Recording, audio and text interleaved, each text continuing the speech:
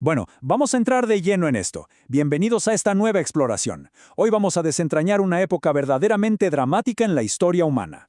No vamos a ver la transición del mundo clásico a la Edad Media como un simple desvanecimiento suave, sino como un colapso total y abrupto. Nos enfocaremos en lo que nos dicen nuestras fuentes sobre una figura increíble, Hipatia de Alejandría, y lo que su trágico destino significó para toda una era. Fíjense en lo audaz que es esta tesis. El autor Pedro Gálvez, citado en nuestro material de hoy, lanza una afirmación fuertísima. La civilización antigua no murió de muerte natural, fue asesinada. O sea, nada de un declive económico aburrido o un simple agotamiento de las instituciones. No, el texto nos plantea que el mundo antiguo fue activamente desmantelado, borrado. Esto cambia totalmente la perspectiva, ¿verdad? Pasamos de imaginarnos una evolución pacífica a ver un choque violento entre dos visiones del mundo que simplemente no podían coexistir. Sección 1. El sueño de la civilización. Para entender cómo pasó esto, el material usa una metáfora increíble: el sueño de la civilización. Imaginen que el inicio de esa noche medieval fue como un cansancio, un agotamiento tremendo del alma colectiva. De repente, usar la razón, cuestionar la realidad o cumplir con el deber cívico se volvió, demasiada carga. Las fuentes explican que la humanidad básicamente retrocedió. Prefirieron entregarse a creencias dogmáticas que requerían mucho menos esfuerzo mental, dejando que el miedo congelara el pensamiento libre. Es como si toda la civilización hubiera decidido apagar la luz y echarse a dormir. Y aquí hay un punto crucial. Los valores de la sociedad sufrieron un vuelco total. Tomemos el concepto romano de pietas. En la antigüedad, para pensadores como Cicerón, esto no era para nada una devoción ciega o pasiva. Al contrario, era una lealtad activa, el cumplimiento firme del deber hacia la sociedad y hacia lo divino. Pero según este análisis, esas virtudes tan fuertes fueron vaciadas por completo y reemplazadas por algo muy distinto. Una devoción basada netamente en el temor irracional. De un plumazo, los cimientos morales que sostenían al imperio simplemente colapsaron. Sección 2. El ascenso del fanatismo.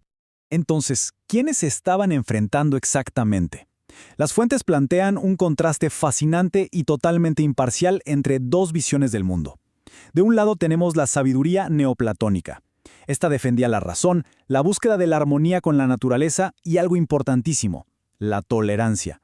La idea de que hay muchos caminos para llegar a la verdad. Del otro lado, vemos el ascenso acelerado de un fervor religioso impulsado por el dogmatismo, el uso del miedo para controlar y un rechazo casi total a la lógica. Era, literalmente, un choque frontal de paradigmas.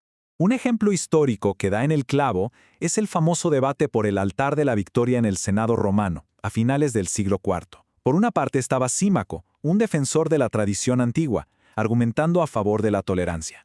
Él decía que era imposible que un solo camino explicara un misterio divino tan inmenso, pero, del otro lado, los nuevos líderes religiosos como Ambrosio de Milán respondieron con todo. Su postura fue intransigente, reclamaban una sola verdad absoluta. Y bueno, ahí vemos la derrota definitiva de la tolerancia clásica. Todo esto desató lo que el texto llama los signos de los tiempos. Si observamos esta secuencia temporal, vemos cómo el gigante romano se desmorona rápidamente. Empezamos en el año 363 con la trágica muerte del emperador filósofo Juliano. Luego, el año 391, con la terrible destrucción del gran Serapeo. Pasamos al 410, cuando Roma cae saqueada, hasta llegar al año 415, un momento que sella el destino de esa época de manera brutal. No son casualidades, sino peldaños consecutivos que bajan directamente hacia la oscuridad medieval. Sección 3. Hipatia y el telón final. Ese año, el 415, nos lleva a nuestra gran protagonista. Y lo que nos dicen las fuentes sobre Hipatia de Alejandría es realmente revelador, porque rompe por completo con la imagen típica que solemos tener. Sí, era una matemática brillante, claro que sí, pero era muchísimo más que eso. Era una profunda maestra neoplatónica, una iniciada en los antiguos misterios filosóficos.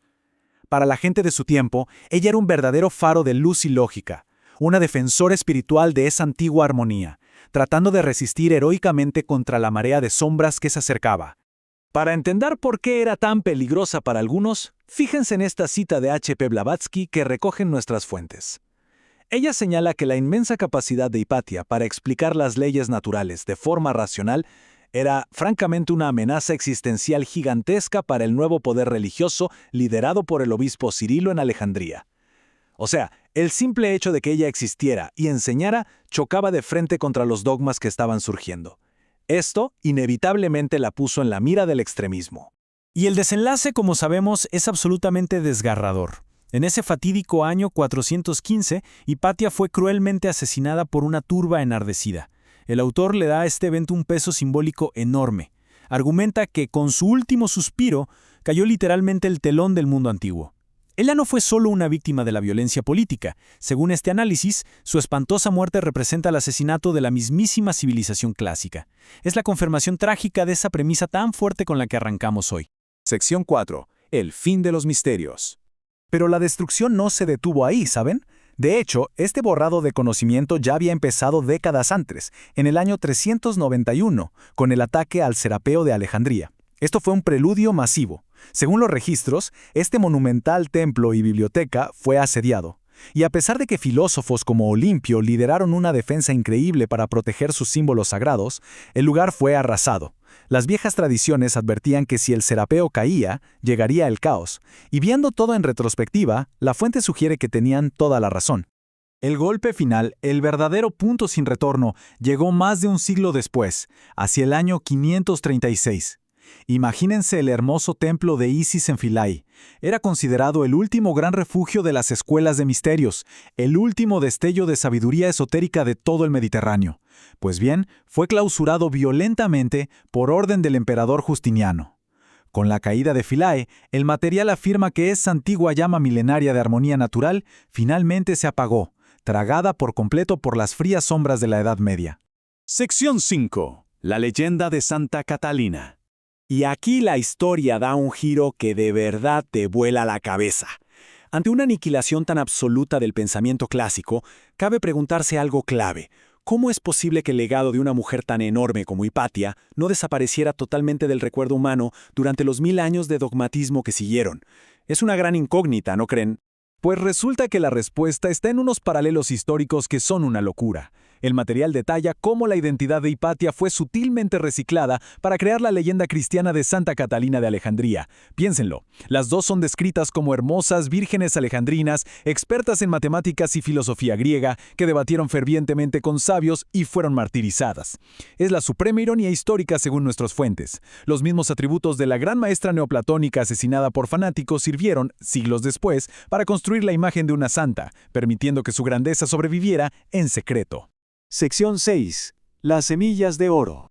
A pesar de toda esta inmensa tragedia y lo mucho que se perdió, esta exploración nos deja con una nota de esperanza preciosa.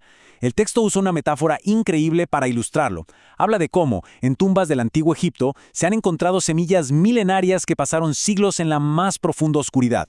Sin embargo, conservan el potencial intacto de germinar apenas tocan la luz del sol.